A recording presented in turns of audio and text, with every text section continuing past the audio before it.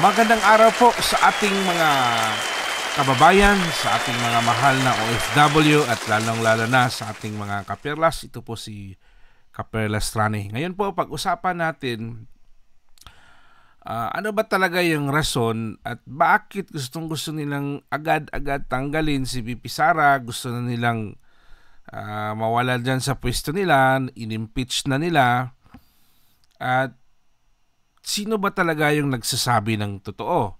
Itong si Inday Sara ba o itong kampo sa mga gustong mawala si Inday Sara sa pwesto niya as Vice President, pangalawang Pangulo ng ating bansa. So ngayon po, panoorin po natin itong previous videos ni VP Sara. It was October 18, 2024. Ito yung binulabog niya ang mga kalakaran dyan sa BICAM report. Kung ano ang nangyayari pagkatapos nagiging GAA. So sino-sino yung mga sangkot dito. Ano ba yung ginagawa nila dyan, lalong-lalo na sa paggawa ng budget ng ating Pilipinas. So ngayon, panoorin po natin dito kung ano ba yung sinasabi ni VP Inday Sara, kung kaya ba itong patunayan or totoo ba itong mga sinasabi ni Inday Sara. Kasi ganito po kasi yung nangyayari dito ngayon sa ating bansa. Ang dami nilang tinatapo na basura ni Inday Sara. Ang daming, sobrang dami yung mga kalat na itinatapo nila ni Inday Sara. Ang dami nilang mga issues, pero ni isa wala pa silang napatunayan. Ni isa wala pa silang hawak na malakas na ebidensya na nagpapatutuo at nagpatunay sa mga issue nilang tinapo ni Inday Sara. So ngayon, panoorin po natin itong videong ito kung sino ba talaga yung nagsasabi ng totoo. Tao lang nagkokontrol dyan. Ulitin ko lang mabilis. Si Zaldico, Martin Romualdez.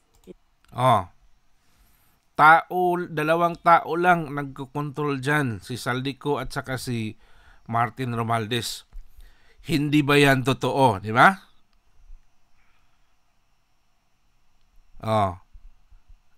Meron bang ebidensya? Meron. Meron tayong kopya dyan. Yun silang Attorney Vic Rodriguez. Meron pong nagpapatunay dyan na blanco yung mga papel na pinirmahan nila. Bakit? Kasi itong perang ito'y patungkol sa mga pera ito ng taong bayan, pera ito sa gobyerno, ito'y budget para sa mga proyekto na ang nangyayari ay ang makapag-enjoy ng benefits dito is yung mga sino? Yung mga diyan sa lower house, yung mga kongresista. Di ba? Kasi sa kanila yung ibibigay yung budget eh. Kaya hindi na po natin ma-question bakit yung loyalty ng sa lower house yan doon kang Martin Romualdez. Di ba? So, konting logic lang po tayo dito. Hindi naman to kailangan pag-isipan ng, kasi klarong-klaro yung klarong-klaro yung sitwasyon eh. Hindi mo na kailangang i-analyze, hindi mo na kailangan ng art of thinking, critical thinking dito eh. Simpleng logic, 'di ba? Kitang-kita na ho natin. At meron talagang pruweba na pinirmahan yung mga blankong papel.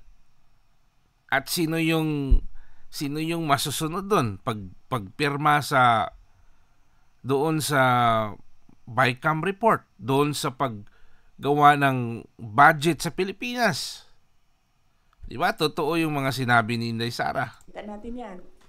Tingnan nyo ang NEP, tingnan nyo ang GAA, tingnan nyo ang No, tingnan nyo ang NEP, tingnan nyo ang GAB, General Appropriations Bill, tingnan nyo ang GAA. Makikita ninyo ang galawan dyan. Hindi na siya kailangan ng expert.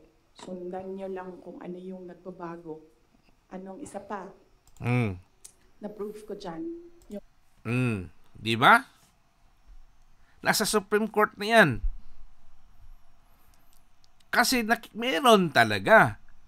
Tapos, bibigyan niyo siya ng issue patungkol sa confidential fund niya, yung issue about sa mga iba't ibang pangalan, mga piatos, mga rimbe, ano ba yan, mga chicherya, ano pa yung mga pangalan na inano nyo dyan para masira yung pangalan ni Inday Sara. Pero anong lumalabas? Yung tao hindi na po maniniwala sa inyo. Bakit? Dahil walang katotohanan. Palagi lang kayong gumagawa ng issue na ni isa, wala kayong napatunayan. Tapos pag re-resback ka naman, ay iiyak. Paawa effect kaagad. Tapos ngayon, tingnan natin. For 3 years nyong tinira si Inday Sara. Walang sawang talagang i-put down nyo yung mga nagawa ni Inday Sara, yung office niya. Ayaw nyo siyang tigilan, pinagkakaisahan nyo dyan siya sa general mostly dyan sa lower house. Kunti lang yung mga matitinong mga dyan, mga congressman, mga representante ng bawat lugar nila. Si Marcoleta, example. Si Richard Gomez, Congressman Richard Gomez. Ito yun sila mga sample ng mga taong talagang walang bias. Nasa tama yung posisyon nila. Hindi yung nabibili sa pera. Tingnan nyo ho, mantakin nyo ho. Ilan lahat yung pumirma doon sa impeachment ni Inday Sara? Na walang eksaktong or yung malakas na ebidensya. Ayaw ninyong tigilan. Ginipit nyo si Inday Sara hanggang masagad na yung niya. Tas ngayon pag magsasabi siya ng mga palaban ng mga salita, bloodbath or yung mga tapos iiyak kayo agad. Tapos titirahin nyo hindi magandang example sa bansa kasi yung mga ginagawa nyo sa kanya, magandang example ba yun, di ba? Yun yung awkward itong mga Pilipino. Lalong-lalo na yung mga politikong pansariling lang yung iniisip, yung mukhang pera, gustong-gusto nilang angkinin lahat, ayaw nilang parang sila na yung mga siga, hari doon sa lugar nila. Kaya yun yung ayaw ni Tatay Duterte. Kaya nung sa time ni Tatay Duterte, disiplinado lahat, takot sila lahat. Hindi sila makapag-nakaw ng marami, hindi nila kayang maggawa-gawa ng nila. Kasi kontrolado sila lahat. So ngayon, anong ginawa ninyo dyan sa Tinira nyo si Inday Sara for 3 years hanggang ngayon. Walang katuturan, walang hanggang ngayon, walang malakas na ebidensya. Ngayon si Inday Sara nagbigay sa October 18, 2024, wala pa yung sinampang kaso doon sa BICAM report for 2025. Diba? Inulit-ulit kasi yan yung nangyari sa 2023 at 2024 budget. Tapos ngayong 2025 budget na ulit kasi yung 2025 gagawin yan 2024. So yung 2024 ginawa niya 2023. So mga nangyari, ayaw kasi ni Inday Sara ng corruption. Ayaw niya ng mga hindi maganda. Manang-mana kasi ito sa ama. Kuhang-kuha yung prinsipyo kaya iyon yung dahilan bakit mahal ng taong bayan ang mga Duterte. Kasi matitino silang mga leader. Sila yung mga totoong leader na may malasakit sa mga mamamayan. Mga leader na hindi kurakot. Mga leader na tingnan nyo, ano ba yung mga sinusuot nilang walang Mercedes ba, walang mga Mercedes auto yan sila. Walang Rolex na nakikita mong nagsusuot dyan. Hindi yan nagsusuot si Inday Sara ng mga maaraganting mga damit dyan na pumupunta dyan sa yung mga representante na sobrang parang mga queen. Parang ang ano nila. Tingnan nyo yung pamumuhay nila, napakasimple. Kasi yung target nila is to serve the people para matulungan ang mga tao. Pero yun nga, pinagkakaisahan nyo hanggang ngayon, bakit wala pa rin kayong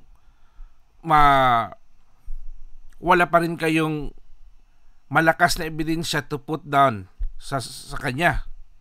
Kasi kung totoo yung mga allegation nila, dapat 2022 pa yon.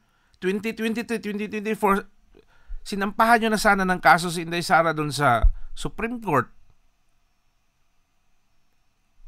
Para matanggal talaga dyan sa ano niya. Kung mapatunayan na meron siyang nilabag na batas, nilabag sa ating konstitusyon. Kung corrupt ba talaga si Inday Sara. Pero yung ginagawa ninyo is palagi nyo lang gumagawa kayo ng istorya na hanggang doon lang hangin, walang napatunayan, sabi ni ganito, gumagawa ng mga hypothetical imagination o ano ba yan. Just to put down Inday Sara na wala namang, di ba? So ngayon, ang taong bayan na mismo ang galit na galit at lumalaban para kay Inday Sara. Isa na ako doon. Ang dami kami ngayon. Dahil sa ginawa niyong panggigipit. Mantakin niyo si Inday Sara, ang dami niyang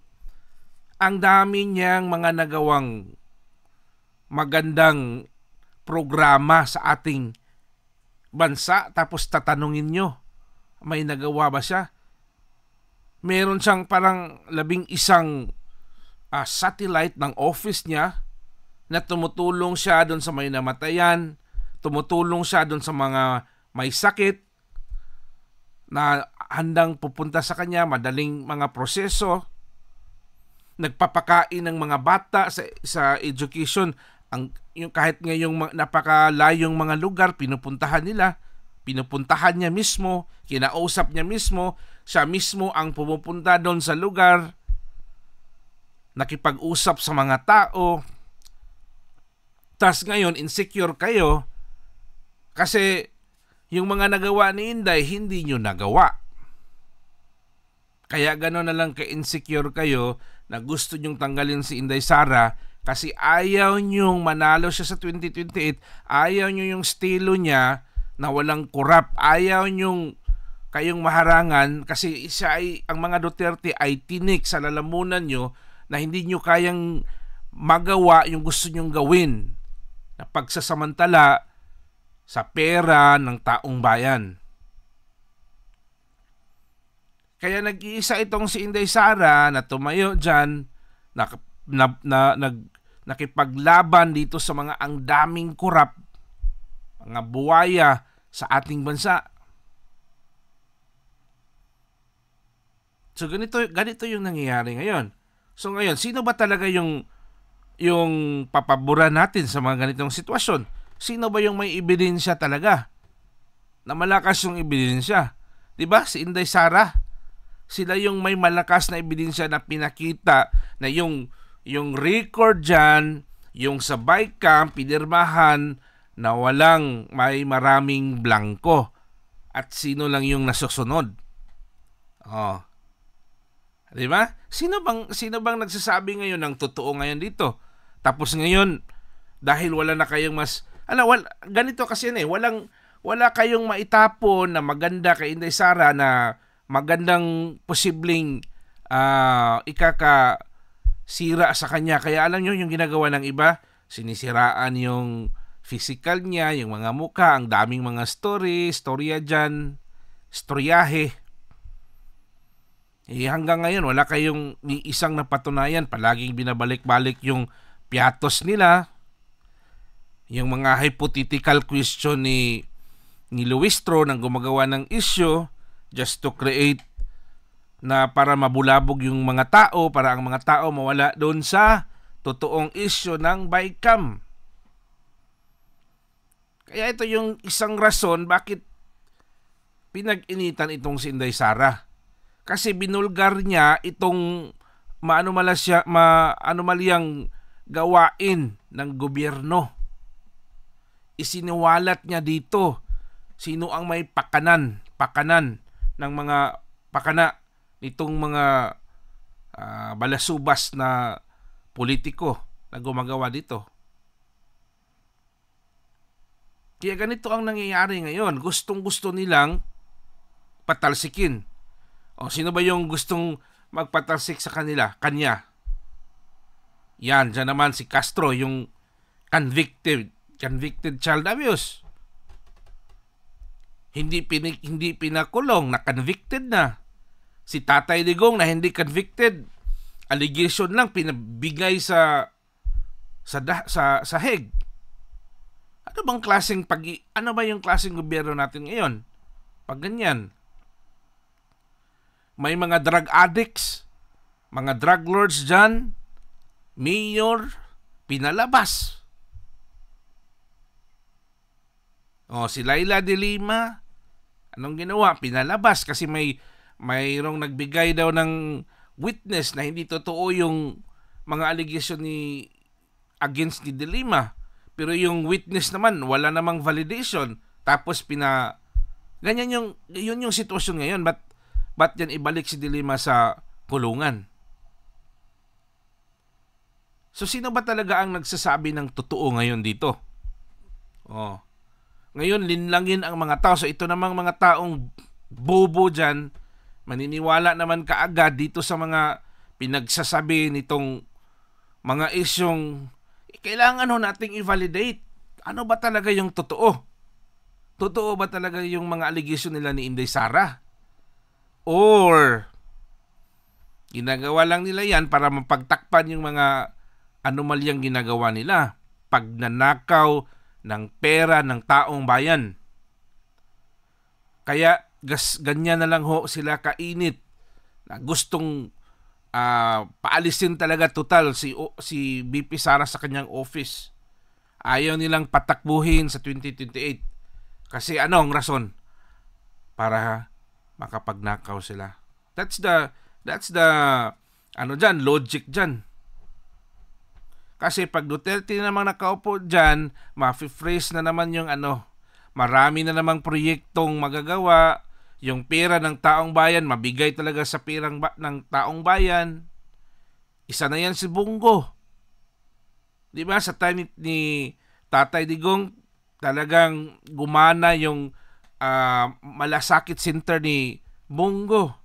Ang daming natulungan. Ang daming mga hospital. May mga hospital na paggawa si Tatay sa time niya. May pandemic pa yun, may gera pa. Ang mga daan, yung mga daan doon sa mga mahihirap ng pasukan, mayroon talagang magandang daan na nagawa. Sa build ni Tatay Digong, mga ilang airports yung nagawa.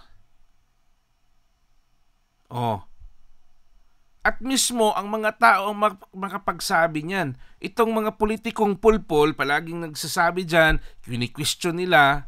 Ngayon, 3 years na silang nakaupo, wala pa rin nagawang mga magagandang proyekto sa ating bansa. At mismo na ang Pangulo ng bansa ang nagsabi na may kakulangan. Mantakin nyo gusto daw nilang mag-concentrate dun sa mga long-term. Ano ba yung long-term na proyektong nagawa nyo? Wala naman kayong na bigay dito sa atin.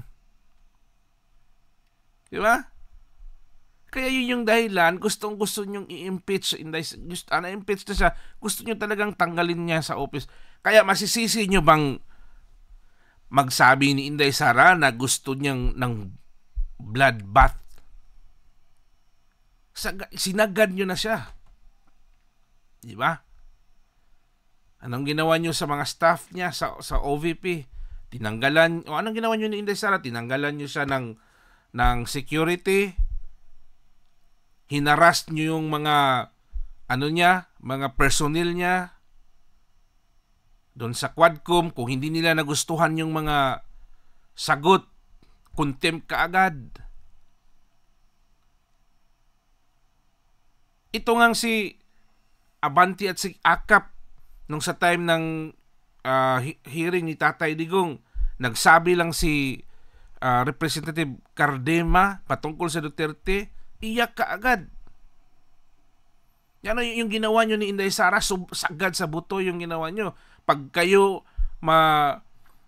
ang mag-respond sa inyo, re-respectan kayo, iiyak kaagad. Feeling kaagad na sila yung kawawa, nakakaawa. Saan ngayon si Paduano? Saan ngayon si Dan? Saan ngayon si Abante? Wala, tanggal. Kasi ayaw ng taong bayan. Kasi sumubra na ho yung style nyo na parang kung sino kayong mag-asta dyan sa pwesto nyo. Kaya ito yung mga dahilan. Ito yung mga rason kung bakit gusto talagang diminish si Inday Sara. Paano? Mahal lang, she is the first candidate na nakakuha ng pinakamataas na boto ng buong bayan. 32 million. Ganon kadami. Grabe yung boto ng mga tao kay Inday Sara. Nagustuhan niya talaga. Kasi si Inday Sara nung naging mayor, isa siya sa pinaka magaling na mayor, one of the best mayor in the whole Philippines. May natanggap yan siya na award. At saka yung naging mayor siya, ang daming award na natanggap ang Davao City. Excellent kasi ito si Inday Sara. Magaling. Ayaw niya niyang mga kabulastugan. At mahal ng taong bayan. Ito kasi sila yung mga totoong tao eh. Yung ibang politiko dyan, yung pagkapilingiro nyo kasi, pilingira, na feeling mabait, pag andyan na sa mga tao, makikita na yung totoong ugali. Ito sila. Kahit saan mo ilagay, kasi natural na buhay nila eh. Ganyan sila eh. Diba? Patuloy po tayo. Ang AKAP. Diba? Nagtalo sila sa AKAP. Sinasabi ng mga senador, hindi naman namin nakita yun noon eh. Sabi ni Saldico, o diba? Pinirmahan nyo, digital signature ninyo, AKAP. ninyo. Pinirmahan nyo yan. AKAP, imagine 28 billion. Ano ba yung AKAP? Sino ba yung nakatanggap doon ng AKAP? Hindi lahat ng Pilipino. Doon lang sa gusto nilang bigyan at hindi naman lahat. Saan ngayon yung billion pesos na 28 billion? Saan na yan ngayon? Tapos yung PhilHealth Zenero budget na yung PhilHealth pinaka-importante kaysa AKAP. Kasi yung PhilHealth, andun yung mga maraming mga tao, mga matatanda na nagkasakit, na yun lang yung nila. Doon nakasalalay, doon nakadepende na makakatulong sa mga, lalong-lalo na sa mga matatanda na may sakit. Doon sa PhilHealth, nila makukuha yun. Sinero nyo. Nilagay sa AKAP, AX, ano pa yan dyan? Na wala naman sa meeting, bakit nabigyan ng pondo? At ang education, ang pinaka-highest na bigyan ng attention sa budget, ay naging pangalawa na lang at ang naging number 1 is ang DPWH. Na alam natin yung DPWH pinaka-corrupt na ahensya ng bansa. Kahit sinong tanongin dyan, hindi na yan kailangang bigyan pa ng pruweba. Kasi yun yung totoo dyan. Before, naka-experience ako niyan, ay naging ko ng isang engineer, ay grabe yung kalakalan dyan.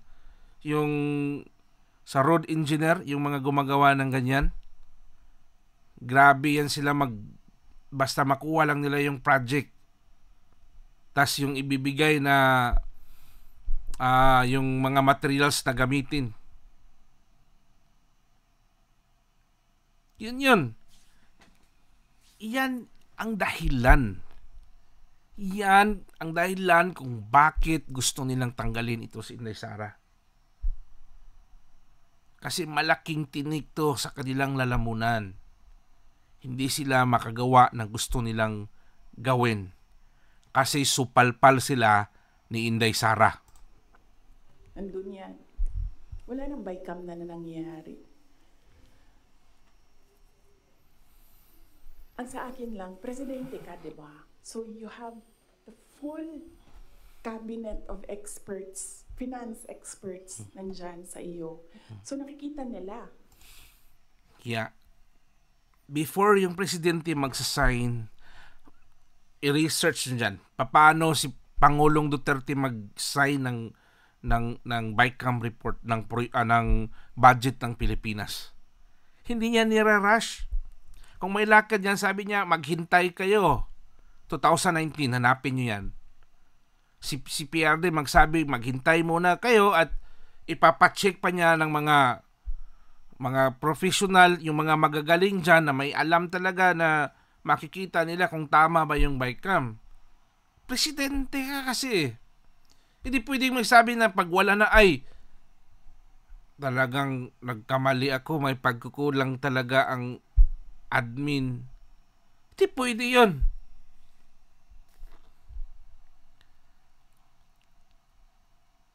Kasi pag ganon, anong mangyayari? Palaging palpak. Anong mangyayari sa ating bansa pag ganon? Wala. Kawawa yung mga tao. So ali dapat may responsibility na i-check talaga yun kung ano ba yung nandyan. Di ba? Supposed to be, yun yung ginagawa ng isang leader. Lalong-lalo na ng president. Hawak mo yung executive branch. Hawak mo yung ang sobrang ilan ba yung umabot ba ng bilyon ang confidential fund ng or million ba ng presidente. Di ba? Bago pirmahan yan, bago magiging GAA yan na finalize. Kaya atat na atat itong mga taong to na patalsikin talaga si Inday Sara. Diba? Oh,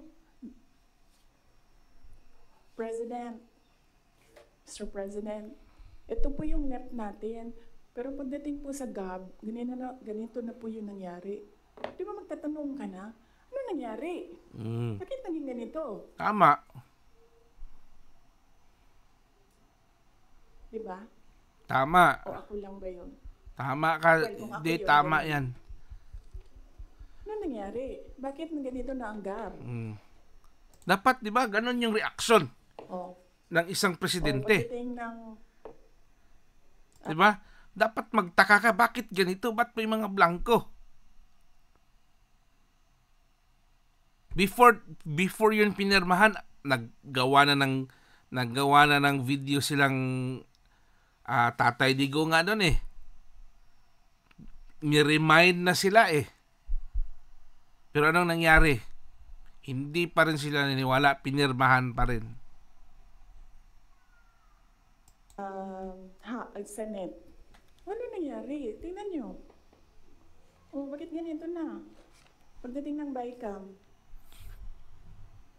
di ba? Merong daming insertions doon. walang paper trail, and then suddenly sa BICAM nandoon na. Uy, di ba magtatanong ka? Hindi ba totoo? Di ba? Mas totoo pa yan sa piatos na pabalik-balik nyong tinatapon ni Inday Sara. Di ba? Mas totoo yan. Na bakit may mga blanco dyan pagkatapos pipirmahan? Di ba? Sino ngayon ang nagsasabi ng totoo? Dito natin yan malalaman. Sino ba talagang nagsasabi ng totoo? Itong mga pulpul na politiko? Yung mga pumirma? O itong si Inday Sara? So ngayon, alam na natin yung motibo talaga nila. At mismo, si Toby Chanko, di ba? May isang video siya nagpatunay na siya na mismo din campaign manager ng alyansa. Nagpatunay na mayroong kagaguhan na ginawa dyan sa impeachment ni Inday Sara. May perang involved. Bakit gusto nilang madaliing pirmahan? Kasi gagamitin nila yung pera for eleksyon. Pero yun nga, ang mga tao kasi ngayon matalino na, hindi na kayang bilhin. Pwera lang naman din itong commission o Comelec, yung mga machine naman yung may mga problema. Kaya katakataka yung mga lumabas na yung resulta ng eleksyon. Pero di pa rin nila kaya talagang pantayan ang power ng taong bayan. Bakit ganito? Ano nang ginagawa sa budget? Dapat. Pero hindi ko nakita yun Hindi ko lang alam kung alam niya. But there is an expectation that alam mo kasi ikaw ang nag-submit ng NEP and nakita mo kung anong lumabas sa GAA. Tama. So there is an expectation na alam mo kung anong nangyayari sa budget. Mhm. So merong president na, okay, ito yung NEP. Okay, ito yung GAA. Yung wondering kung alam niya kung ano nasa page 2. Tama, di ba? Tamang-tama. Palakpakan natin si VP Inday Sara. Maraming salamat po, Madam Inday Sara. Marami po kaming nagmamahal sa inyo. Palakas po kayo. We support you, mga Pilipino, ang taong bayan. Lalong-lalo na sa laban nyo itong ngayon.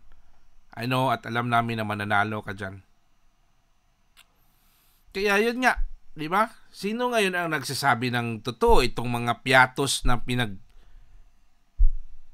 pabalik-balik nyo, nakaka-umay na wala namang silbi. Di ba? Or itong mga sinabi ni Inday Sara na may katotohanan talaga. Meron talagang blankong papel na pinirmahan. Sino ba ngayon ang totoo na nagsasabi? Yun yung malaking tanong dyan. Sino ba ang paniniwalaan natin ngayon? So, hanggang dito na lang po tayo, mga kapatid, mga kaibigan, ating mga kababayan, mahal ating mga OFW, at sa ating mga kaperlas. Maraming salamat po sa inyong lahat. Mabuhay po kayo. At yun nga, patuloy po tayong magsuporta dito sa kay Inday Sara. At idalangin ho natin na sana as soon as possible si VP Sara na yung magiging presidente natin. Okay? So alam na ho natin kung sino hindi na kailangang tanungin sino ang nagsasabi ng totoo. Kasi alam na po ng taong bayan kung sino yung dapat paniniwalaan at yung mga taong hindi paniniwalaan.